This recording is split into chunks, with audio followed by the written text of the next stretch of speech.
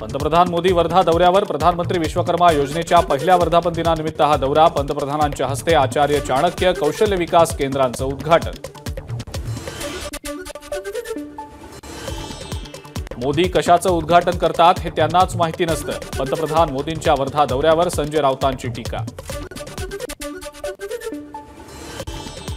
विश्वकर्मा योजनेच्या वर्षपूर्तीसह इतर योजनांचा आज पंतप्रधानांच्या हस्ते शुभारंभ होणार. पंतप्रधानांच्या वर्ध्यातील कार्यक्रमासाठी महिलांची मोठी गर्दी.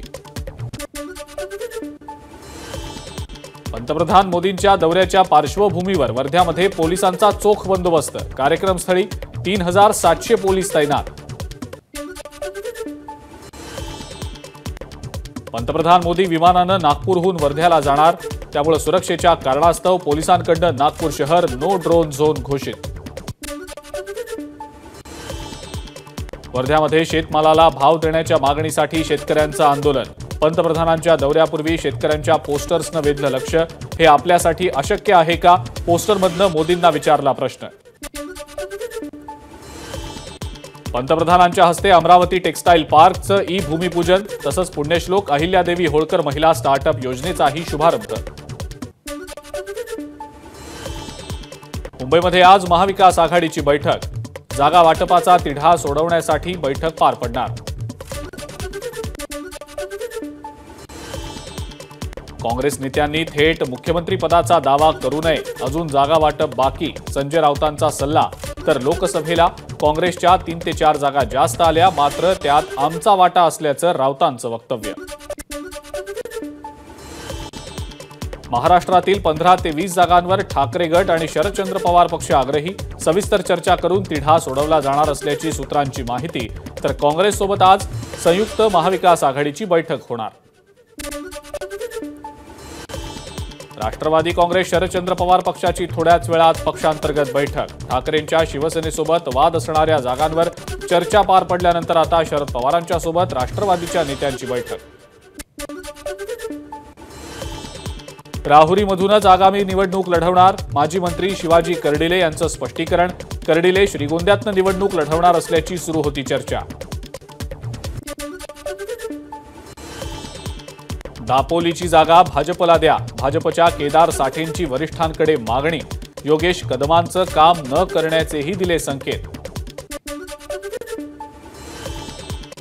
आंध्र प्रदेशमधल्या तिरुपती मंदिरातल्या लाडवाच्या प्रसादात चरबी आणि माशाचं तेल असल्याचं आलं समोर. लॅबच्या अहवालात झालं स्पष्ट. तिरुपती प्रसाद प्रकरणाची आरएसएसच्या मुखपत्राकडून गांभीर्यानं दखल.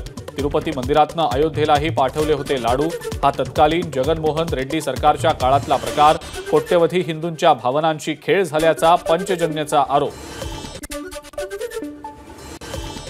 राष्ट्रीय स्तरावर सनातन धर्म रक्षण बोर्ड स्थापन करा. तिरुपतीतल्या लाडू प्रसादासंबंधीच्या वादानंतर आंध्र प्रदेशचे उपमुख्यमंत्री पवन कल्याण यांची मागणी. दिल्लीमध्ये होणाऱ्या मराठी साहित्य संमेलनाच्या बोधचिन्हाची राज ठाकरेंकडून निवड. मंथन स्कूल ऑफ क्रिएटिव्हिटी अँड आर्टचे प्रसाद गवळी यांच्या बोधचिन्हाची अंतिम निवड. आपचे नेते आणि दिल्लीचे माजी उपमुख्यमंत्री मनीष सिसोदिया जामखेडमध्ये. जिल्हा परिषद मुलींच्या शाळेच्या 10 वर्ग खोल्यांचं केलं लोकार्पण. यावेळेला रोहित पवारांचीही उपस्थिती. वाढवण बंदराजवळ मोठं टेक्सटाईल पार्क उभारण्याच्या हालचाली सुरू. पालघर जिल्ह्यातील माहीम आणि टोकराळे गावातील 1200 एकर जमीन भूसंपादित केली जाणार असल्याची माहिती. सोलापुरातून विमानसेवा सुरू करण्यासाठी महत्त्वाची बैठक. नोव्हेंबरमध्ये सोलापुरातून विमानसेवा सुरू होण्यासाठी प्रयत्न. आमदार सचिन कल्याण शेट्टी यांनी फेसबुक पोस्टच्या माध्यमातून दिली माहिती. पुणे विमानतळावरनं 2 नवीन आंतरराष्ट्रीय विमानसेवा सुरू होणार. पुणे ते दुबई आणि पुणे ते बँकॉक अशी आंतरराष्ट्रीय विमानसेवा 27 ऑक्टोबरपासून सुरू होणार. भरत गोगावलेंना एसटी महामंडळाचं अध्यक्षपद देण्यामध्ये तांत्रिक अडचण. परिवहन मंत्रीच एसटी महामंडळाचा अध्यक्ष असणार. हा नियम आता बदलावा लागणार. भारतात आजपासून आयफोन 16ची विक्री. मुंबईत आयफोन 16 खरेदी करण्यासाठी पहाटेपासूनच ग्राहकांच्या ॲपल स्टोअर बाहेर रांगा. गेल्या 6 महिन्यात कोस्टल रोडवरनं 40 लाख वाहनांचा प्रवास. मुंबईच्या दक्षिण टोकापासून वरळी सी लिंकपर्यंत सिग्नलमुक्त टोलमुक्त वेगवान प्रवास करता येत असल्यानं आणि इंधनाची बचत होत असल्यानं मुंबईकरांची या प्रवासाला पसंती.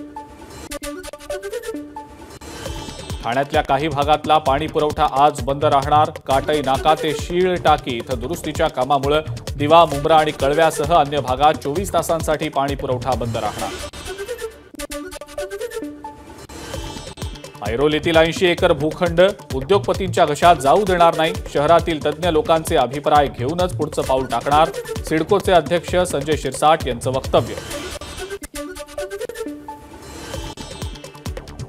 भाजप नेते मोहित कंबोज यांची संजय पांडेंवर टीका. सुपारीबाज अधिकारी म्हणत भाजप नेत्यांवर खोट्या केसेस टाकल्याचाही कंबोज यांचा आरोप.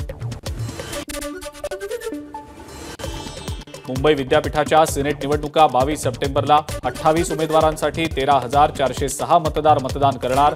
38 मतदान केंद्र आणि 64 बूथवर मतदान पार पडणार. 25 सप्टेंबरला निकाल. सिनेट निवडणुकीच्या पार्श्वभूमीवर आदित्य ठाकरेंचं मतदारांना पत्र. 22 सप्टेंबरला होणाऱ्या निवडणुकीत ठाकरेंची युवासेना आणि एबीव्हीपीमध्ये थेट लढत. भावी पिढ्यांसाठी योग्य निर्णय घ्या, ठाकरेंचं आवाहन. ठाकरे गटातले नेते अंबादास दानवेंचं राज्यपालांना पत्र. राज्यातल्या वरिष्ठ महिला सनदी अधिकाऱ्यांना त्रास दिला जात असल्याचा राज्य सरकारवर दानवेंनी केला आरोप. पुण्यातल्या ENY कंपनीतील कर्मचारी मृत्यू प्रकरणाबाबत उपमुख्यमंत्री अजित पवारांचं ट्विट. अतिताणाच्या मुद्द्याचा गांभीर्यानं विचार करा. कंपनीनंही हे प्रकरण गांभीर्यानं घ्यावं, अजित पवारांची सूचना. सण आणि उत्सवांच्या पार्श्वभूमीवर अन्न आणि औषध प्रशासनाची विशेष मोहीम. खाद्यतेल, तिखट आणि दुधाचे 76 नमुने जप्त. अहवाल प्राप्त होताच पुढची कारवाई केली जाणार. FDAकडनं दिली माहिती. खोटी माहिती दिल्याबाबत UPSCकडून निलंबित IAS अधिकारी पूजा खेडकर विरोधात याचिका. आरोपांबाबत दिल्ली हायकोर्टाची पूजा खेडकरला नोटीस. पुण्यातल्या गोखले इन्स्टिट्यूटच्या कुलगुरू पदावरनं हटवल्यानंतर डॉ. अजित रानडेंची हायकोर्टात धाव. पदावरनं हटवण्याची पद्धत आणि कारणं चुकीची असल्याचा रानडेंचा दावा. तर सुनावणी होईपर्यंत पदावरून न हटवण्याचे हायकोर्टाचे निर्देश. पुण्यामध्ये गेल्या 11 दिवसांपासून सारथीच्या विद्यार्थ्यांचं बेमुदत साखळी उपोषण. बार्टीच्या विद्यार्थ्यांना दिली जाणारी स्कॉलरशिप आम्हालाही द्या, उपोषणकर्त्या विद्यार्थ्यांची मागणी. नाशिक पालिका आयुक्तांच्या स्वाक्षरीचा तब्बल 4 कोटींचा बनावट ठरावातल्या काही त्रुटी आढळल्यानं बनावट ठराव असल्याचं जिल्हाधिकारी कार्यालयाच्या आलं निदर्शनास. ABP माझा, उघडा डोळे बघा नीट.